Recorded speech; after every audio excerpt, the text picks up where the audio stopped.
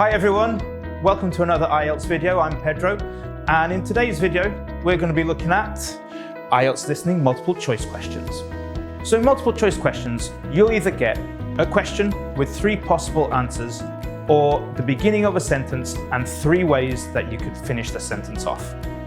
In either case, all you need to do is choose option A, B or C. Sometimes you may be given a longer list of options and told to choose more than one correct answer. If this is the case, make sure you read the instructions carefully, as this will tell you how many you'll need to choose. So these questions can cause candidates several issues. You'll probably hear all the words that are in the options, and the choices you are given can be very similar in terms of vocabulary or meaning.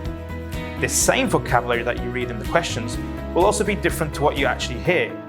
Candidates can also find difficulty in the information they hear in the audio not being in the same order as the question you see on the paper. So let's have a look at some tips so that you can approach this question type with more confidence. So let's start with the obvious. Read the question. You want to make sure that you've read the question carefully so you know exactly what you need to do. It'll tell you whether you'll need to choose one answer from 3 options, or if you have a longer list and need to choose 2 or more answers. Once you've read the question, see if there's a heading or a title. Not every multiple choice question will have one, but if it does, this can give you an idea of what the context of the question will be. Knowing the context will help you focus on the type of language you may hear in the recording.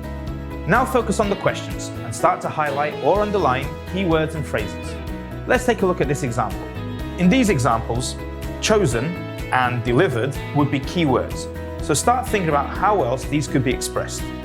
The reason for this is because you should not expect the speaker to use the same vocabulary and say, I choose X insurance, or I want the goods delivered to.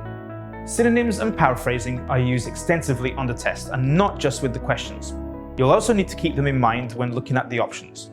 Look at the options in example question 9. What comes to mind with economy and premium? Perhaps the speaker will talk about the cheapest insurance or the most expensive. Maybe the economy option doesn't cover as much as the other options. What about in question 10? What do you need to consider with port and home? The speaker might mention that they want it delivered to their address or where they live. If it's the port or depot, what would they need to do? The speaker might mention that they want it delivered to their address or where they live. If it's the port or depot, what would they need to do? They might need to travel to the location to pick it up.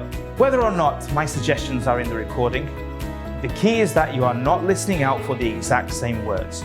You need to think more about different words and phrases that carry the same meaning.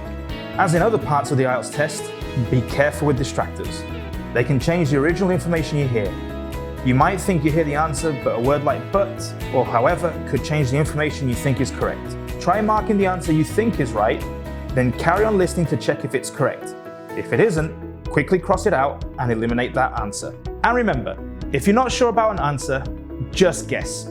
Never leave a blank space on your answer sheet. If you guess, you never know, you might get the answer right. However, if you leave the space blank, you'll definitely get no marks. Don't stress about missing an answer, as this will make it difficult to answer the next questions. So just guess and move on. And that's it for this video. If you have any questions, let me know in the comments. For now, it's goodbye and good luck with your studies.